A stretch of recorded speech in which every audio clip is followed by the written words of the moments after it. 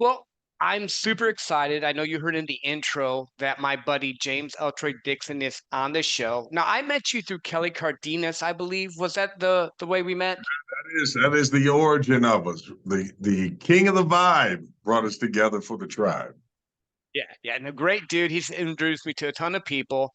And I was looking on your page and I'm like, holy crap, you have over 200 million downloads. You have 1.5 million subscribers, if I looked at it correctly, just for your YouTube page. You're a keynote speaker. You were just at Secret Knock a week ago. Like you're doing a bunch of stuff, and a lot of people may or may not have heard your story, but how did you even get into actually doing public speaking and everything that you do now? Man, I'm glad you asked that. My origin in speaking actually begins at a kitchen table, reading from my grandmother, opening the mail, reading those things, reading the Bible to her while she cooked meals and explaining. Then going into church and being able to be the kid that would give a summation of what Sunday school class was about, or getting up and being able on Youth Sunday speak in front of a group. I started off being a rapper and got involved with that stuff. So being on stage, speaking to people and sharing whatever's in my heart is kind of like just being an anthem of my entire life. I pastored, and as I got into those opportunities of service, it opened up a tremendous amount of doors for me that I just walked through them. And now I'm here talking to you. No, that's awesome. And you kind of just made that sound so simple. I know it wasn't as simple as you put it. I know that's kind of what you started with, but I love that you started with I was at my grandma's reading the Bible to her and just talking to her, like that conversation, that connection. How do you help? Because I know you do this. How do you help people connect, like to their audience, to people that they're trying to connect with, whether it's online in front of 1,000 people or maybe even one on one? How do you help people do that? I'm glad you asked that because I'm going to give an answer that most people would never give. The first part of connecting is disconnecting. You have to disconnect or the idea or the imagery of what people thought of you, because a lot of times as you elevate, people have a model of who you are in their mind. And because you're a Model T, and whenever you show up as a Lamborghini, they don't understand it. So disconnecting from the models that people try to confine you with is probably the first thing so that you can fully embrace the calling that you have.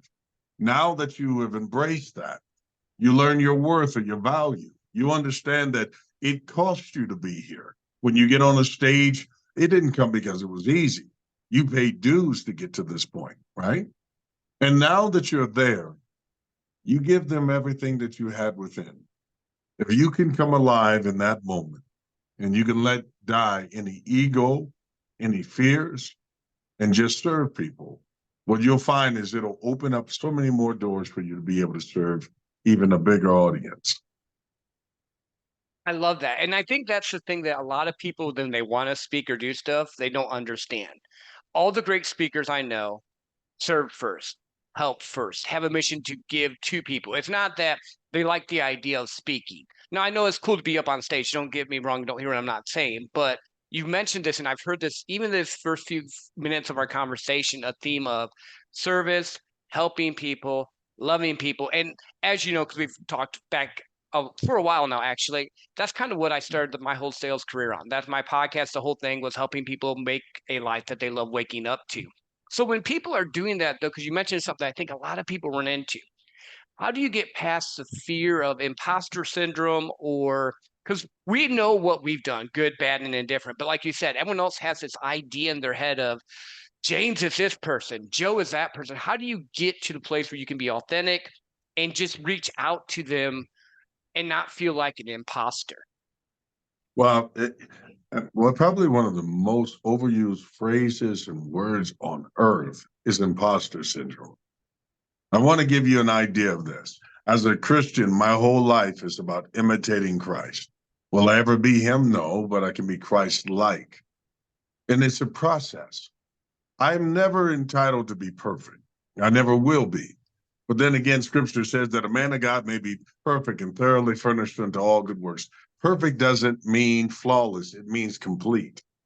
If I'm completely going after my goal of who I'm supposed to be and doing those things, it's not an imposter syndrome for you to be a CEO and not take a paycheck to take care of your people, but then put on the air like everything's great. That's not impostering. That's protecting. There are some things that just come with leadership. You're not battling imposter syndrome. You're doing the impossible. You're manifesting something out of nothing. And the more you realize that, you're actually being more like God than any other time. Because the Bible says that out of nothing, God created man, he created earth, he spoke it with words. What we do is we take words and we speak them in the lives of people. Am I manifesting everything at all times? No, but I don't have to. That's not an imposter. I'm doing the impossible. I'm creating out of nothing. But I got to believe before people can see it. And if I'm believing it, it's not that I'm faking it, I'm making. And then when it shows up and people say, did you see it coming all along? Some parts, but not all. You ask to be able to speak. You say, I want to speak to stages and crowds. I want to be able to be out there. Well, God opens the door. You go through them. You share your part. You share your passion. You give everything to it. And all of a sudden, you end up where someone takes a clip of your speaking and it turns into a short that turns into a viral that then people start taking the audio out of. It becomes a sound cloud, goes into a Spotify, becomes a song. You're now nominated for a Grammy. Did you see the Grammy coming? No, it's No, not no, that no, you're no. an imposter. You did the impossible. And then it's impossible for you to carry around the weight of like, am I being an imposter? No.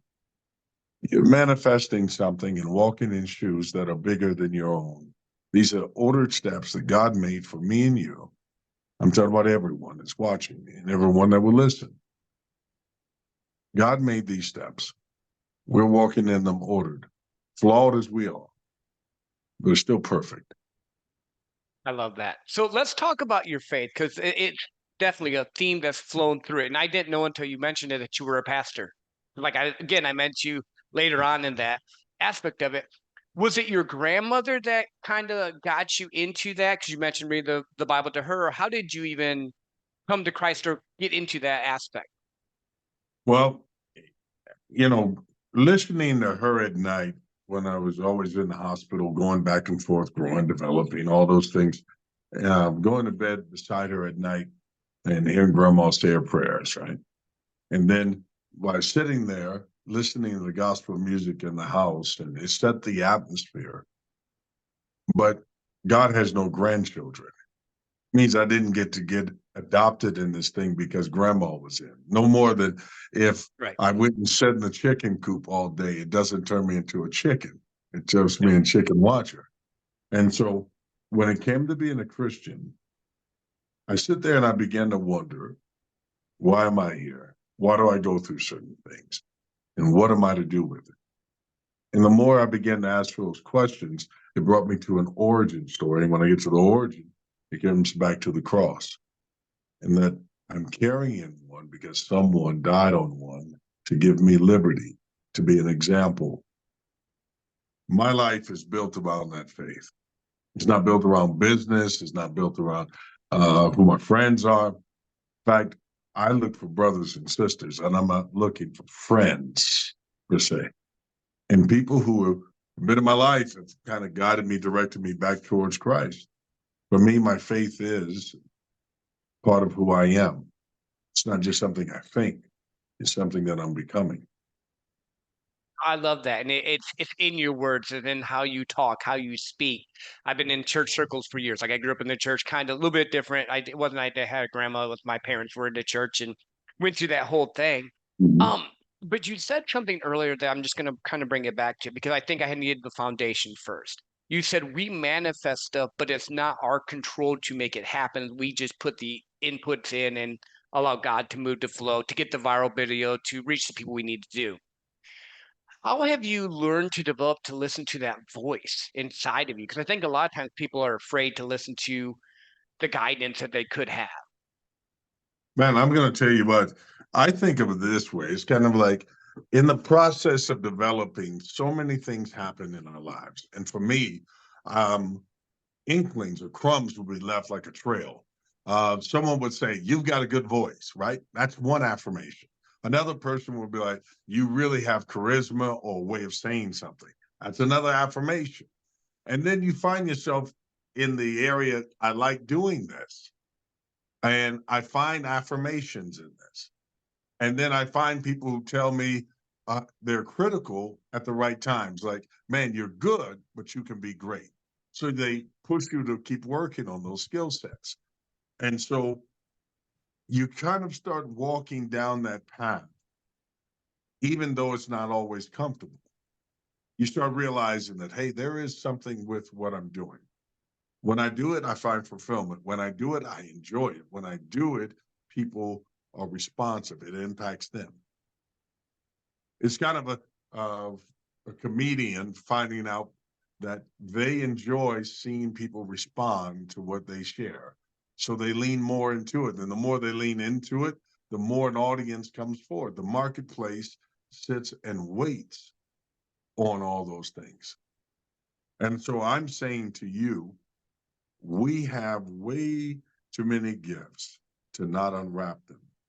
But when we do, you start to realize that, man, I'm given a present so I can be present to present this back to God at the end of my life better than when it was given to me. Our natural inkling is to sometimes shy away if it's going to be difficult. I'm encouraging people to do the path that I did. You lean into it. And the more you lean into it, the more you realize I should have been doing this all along. No, I love that. I think a lot of times people are afraid that they have the gifting or whatever, but they don't move past the little bit of success that they've gotten. And I liked how you said that you have your trust in God.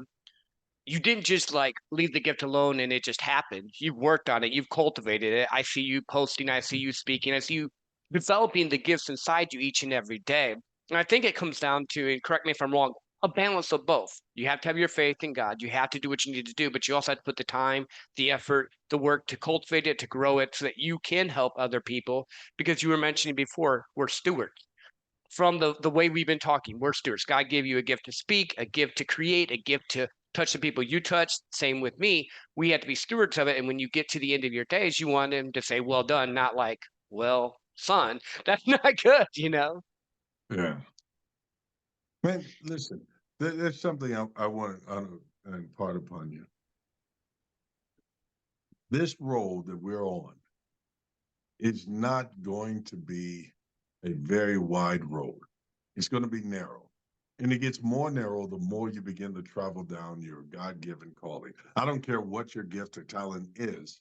The more you lean into this thing, the more you'll see that there are less and less people that are standing on the sidelines cheering you on. Because every evolution of who you become separates you from where you were. And people do not want to see you grow beyond them. It's a difficult thing. It becomes uncomfortable for them to watch it. Well, on their side, look at it. It's like you'll have people say, you changed, right? And the reason why you should embrace that is you were supposed to. What in life remains absolutely the same? A person with this is what's been amazing to me. I can remember the guys that had no destiny, no goal, no ambition. They have friends for days. I mean, if you don't want to be miserable, you can find a crowd.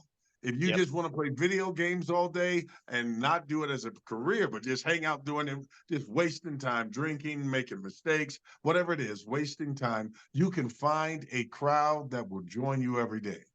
But the day you decide, man, I'm gonna go after this thing full throttle. Yeah, people like, you'll never be able to make it.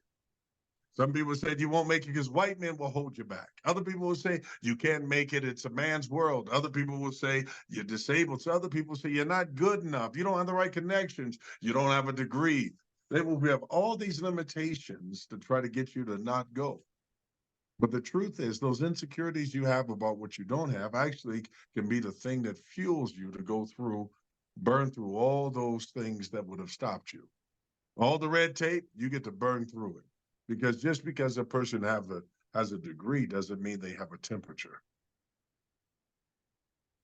Yeah, no, I love that. It's looking back over the past 20 years, I joke with people, I'm a 20-year overnight success in sales and in what I do. And it's the same thing. I see that the friends I had back then, I look on Facebook sometimes, and no offense, if that's what they want to do, cool, but they're still doing the same thing they were doing. They got stuck in high school or they got stuck in their one career move or this one thing. And I'm always wanting to push the envelope. I'd rather have less friends that I know, hey, I can call you, James. I can call Kelly. I could call Eric Allen.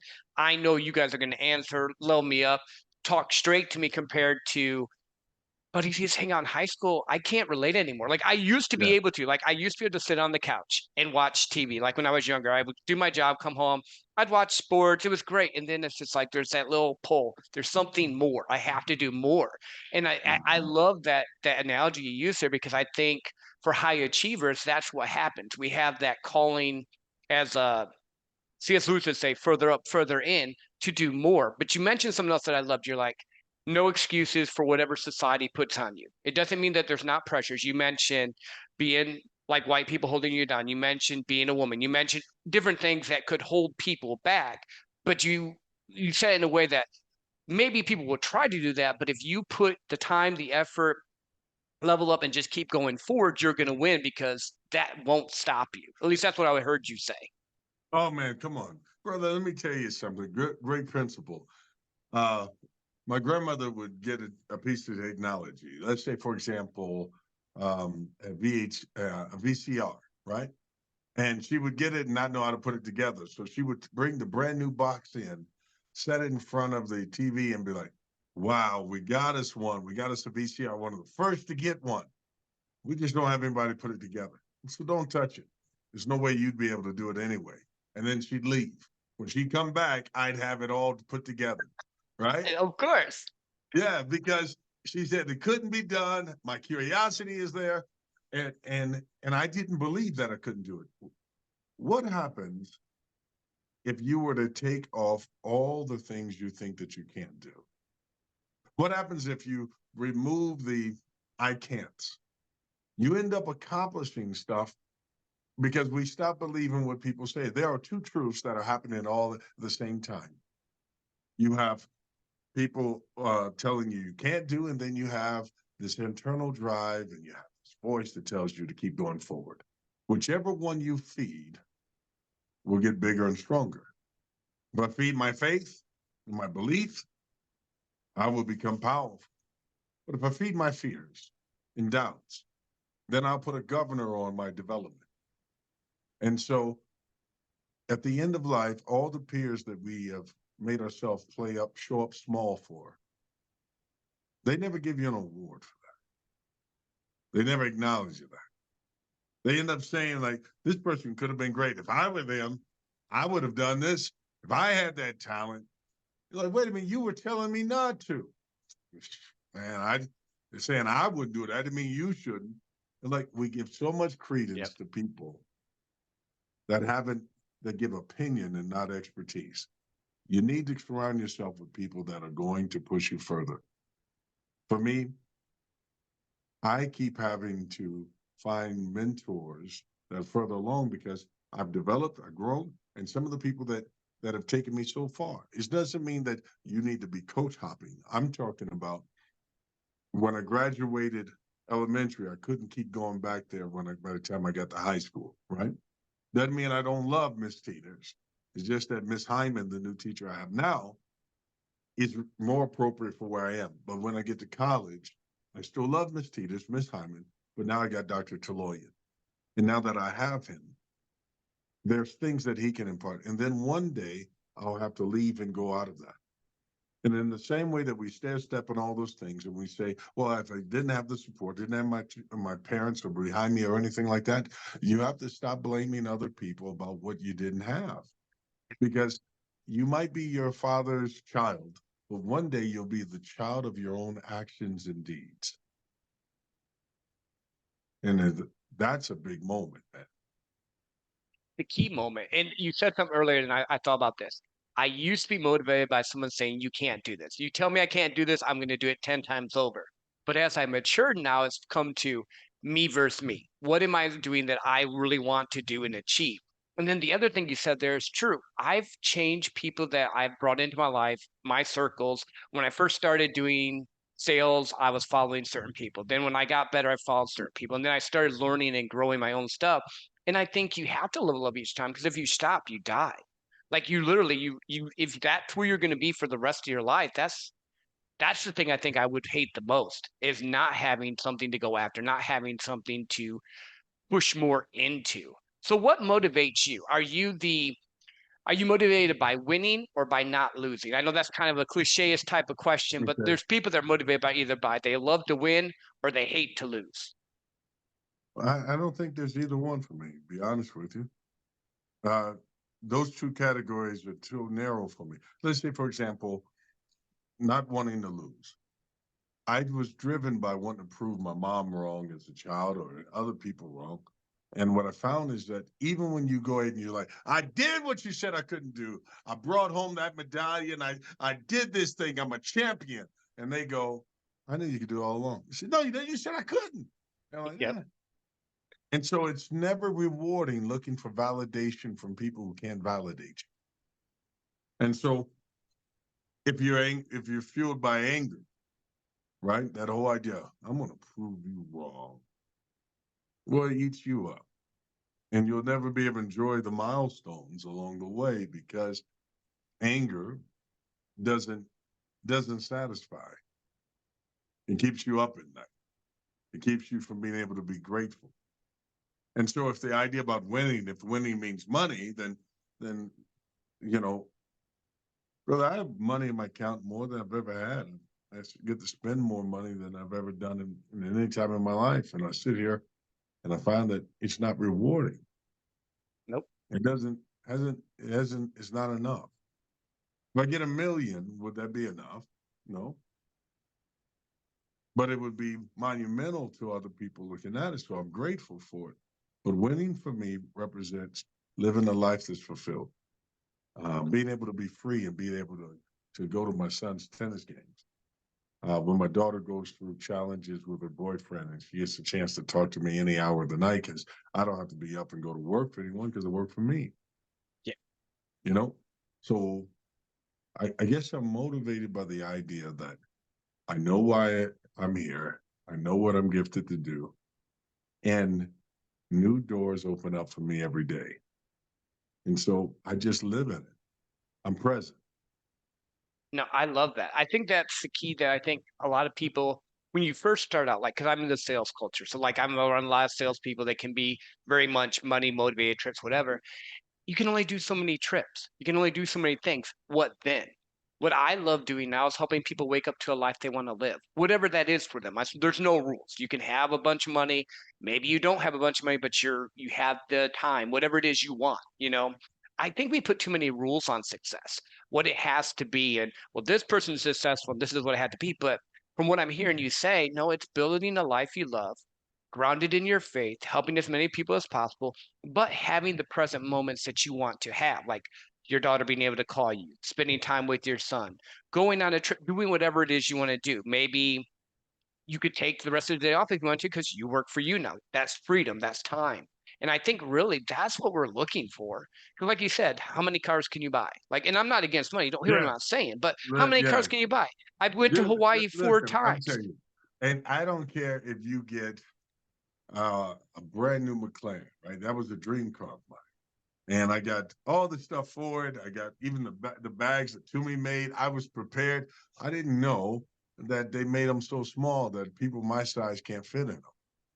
And so I I had this whole dream car that Yep. could never be a reality because I had outgrown it. And that's Hmm. true for a lot of people. You will outgrow the material desire to acquire. The greatest thing that you will acquire in life are relationships, are memories, and the impact of where you make others feel. It's finding your purpose and being able to walk in it and be comfortable in your own skin. And you can't make me uncomfortable because of where I've grown to. And I am authentically me. And this freedom. I'll just say, I'm going to back up on something. You mentioned sales and you didn't know this about me. I'll tell you something. I used to be in sales.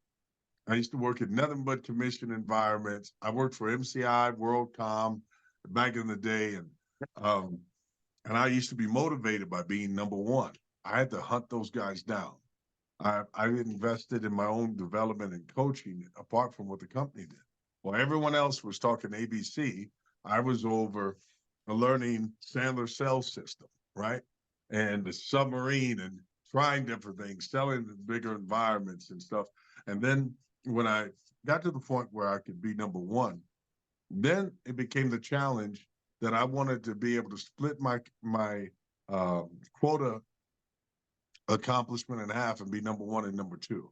I wanted to be such a distance between the number two guy that he wasn't number two, that I'm number one and two if you cut me in half. And so when that began to happen, I used to play head games with people. And watch this. This is the thing, well, when you're self-willed by ego, and why I had to let that go. So I got to a point where in front of the guys, I'd pretend like I didn't even have to work. Business just came to me. I'd sit there and chat with them all day, and they're looking at like, how's he so successful? What they didn't see is once I wasn't around them, I worked like a dog. I made calls, I impacted people, I networked, I built relationships. But in front of them, I would sit there like, heads, I'll make calls, tails, I won't. Looks like I won't be making calls, man. I'm going to lunch.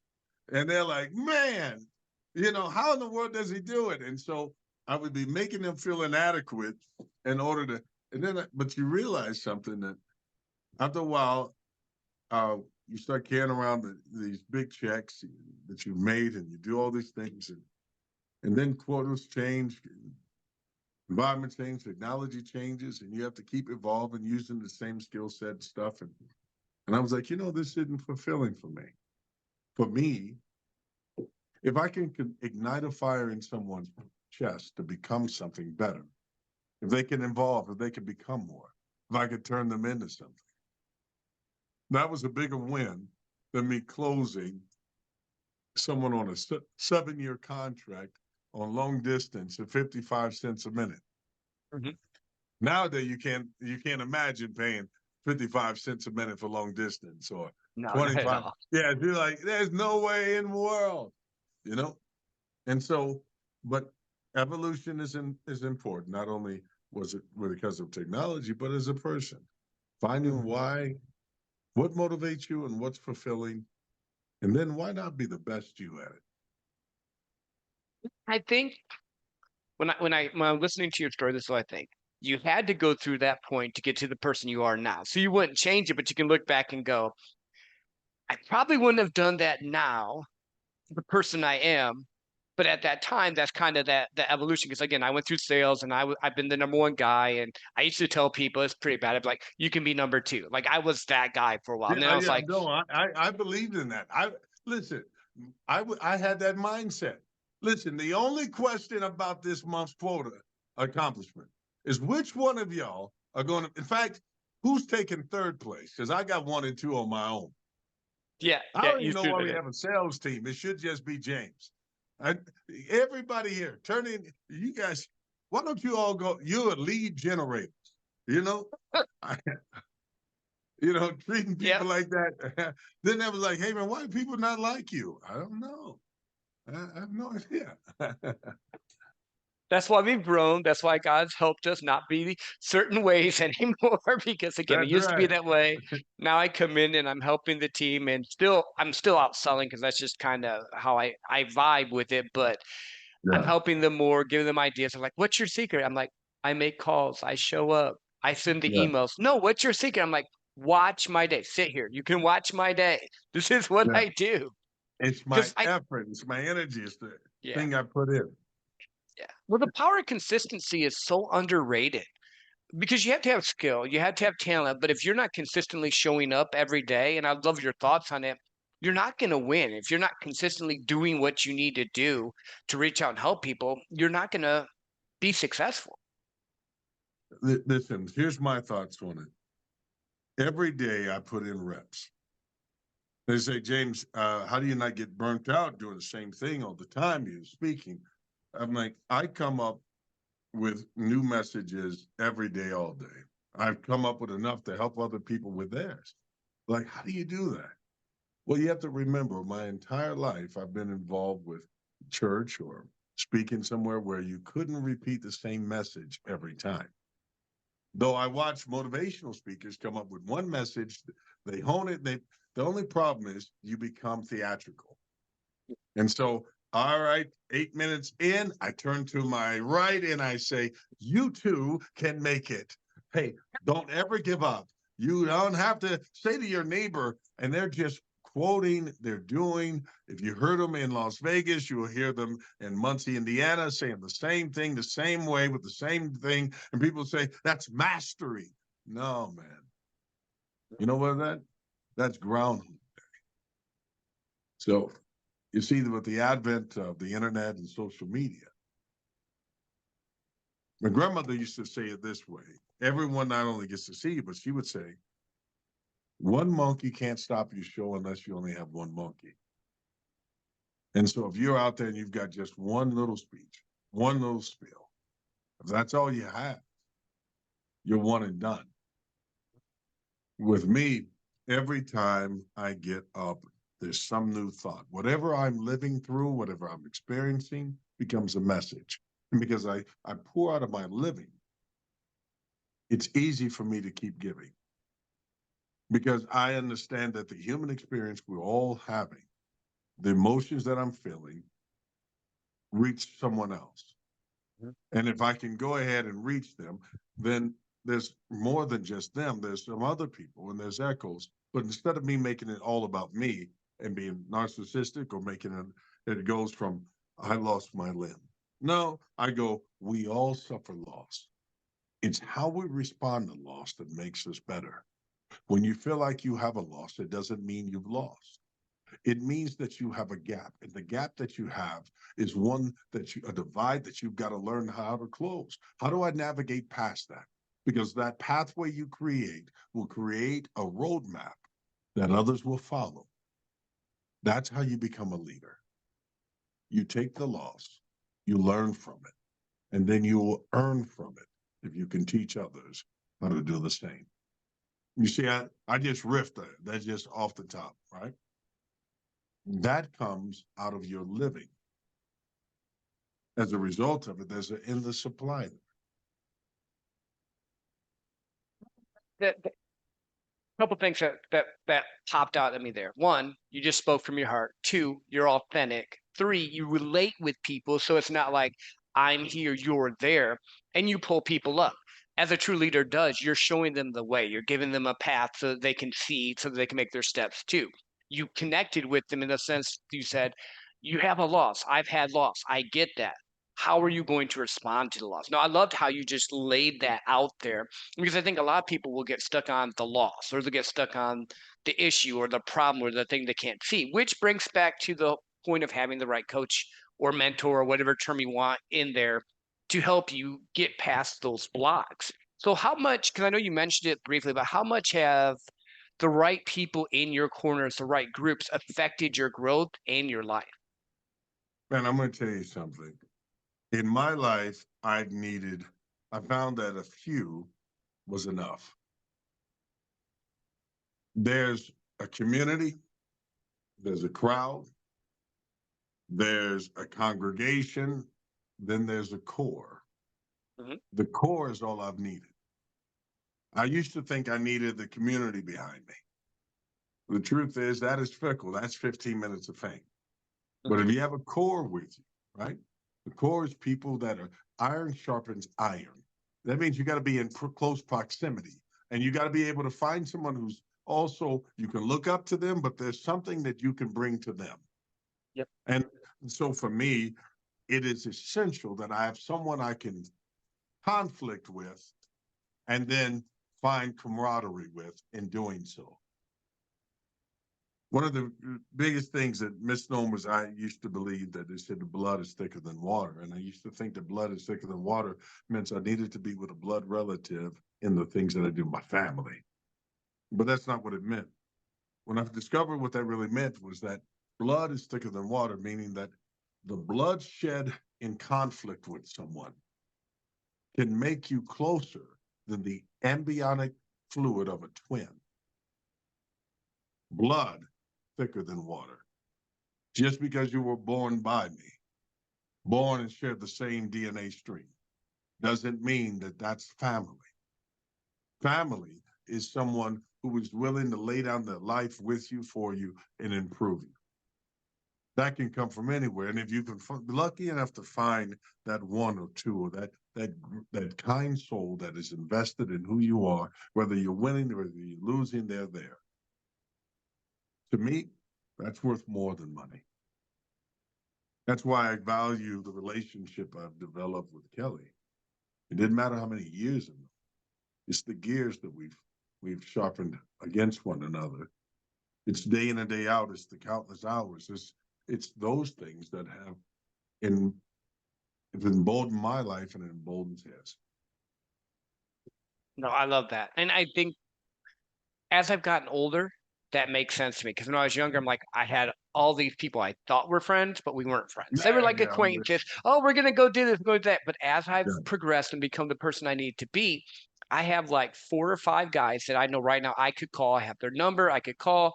We're good. And that's all I need. I don't want like 100 people because you can't get that intimate with 100 people. You can get intimate with 5 brothers that you know will have your back and will call your crap when you mess up and you called theirs. But you said something else too. You have to bring a gift. You have to have something to actually offer as well. So for people that are maybe listening, because this is 150K podcast, so a lot of first-time salespeople, first-time entrepreneurs, how do they find? And this is a vague question, so you can dial it in. But how do they find their gift? What it is that they could connect? You're going to love this. Especially, let me go ahead and address them because I don't want to be dismissive of the salespeople. Because let me tell you, sales is the first step of entrepreneurism. Salespeople make the world go around. Let me give it this way. The reason why you you put the earth on tilt is this. No company can afford to pay people their worth. The only people that can do anything close to that are salespeople.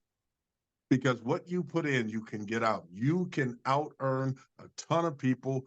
And because of what you put in, you grow and create jobs for them. You stimulate the economy.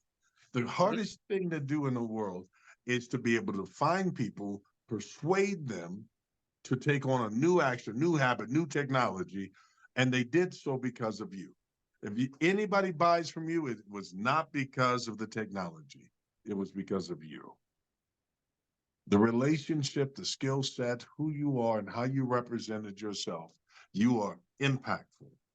And so when I think about that, is something that any entrepreneur has to learn. Sell. The art of the sell is not being able to smooth people, talk to them, being funny. It's not just mirroring personalities. It's not that. It is that you gain trustworthiness. People will act on either their desire to end pain or to find new pleasure. And your skill and ability to be able to mirror the two without making them feel any sense of remorse by having listened to you, right?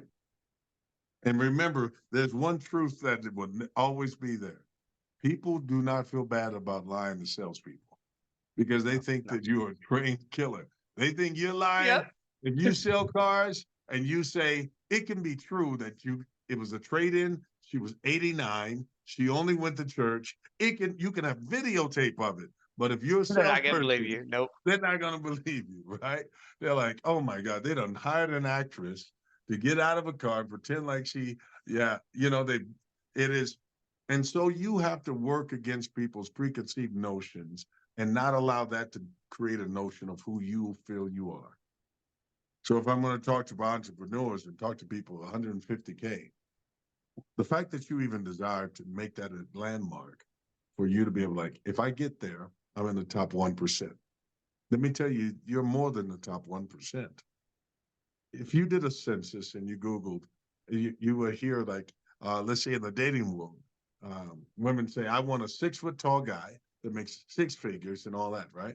And then they go, well, take the US Census and look it up and you'll find that that's a rarity. So if you're even listening today, you are rare. You're already elite. You're Michael Jordan, you're the LeBron of wherever you are. And if you don't think that you are, you don't understand that how elite you are. Very few make it to this level, to the NBA of life. You're in that. And now that you're here, though, you have to take a number. No one gets onto a team without a number. But your number is not it's not limited to who you are. For example, if you got number 47, that's the age you start becoming an entrepreneur. That's a jersey number, if you will. That doesn't mean that you can't be successful. That means you get to do something legendary in that number so it sits in the rafters when you're done. Do something with it. Age is not the thing that determines or limits us from greatness. In fact, you finally have the education, you have the life experience, the wisdom, and enough gray hairs that when you talk, you have expert power in front of people.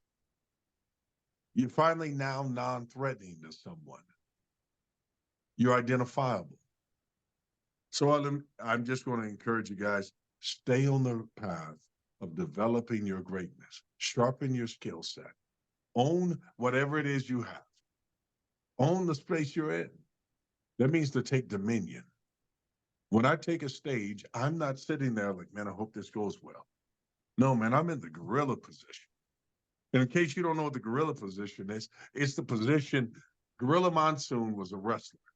And while he was backstage, the curtain would be closed and he would begin to walk back and forth.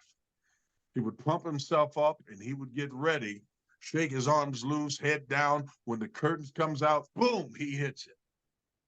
I'm in the gorilla position in that, man, I have been training every day of my life, just like you are. Whether you realize it or not, when you show up with, even if you were looking for a job so that you can get a job with paying a six-figure income or whatever else, your resume is not what you are. Your resume can say where you came from, but it doesn't tell you what you are and who you are.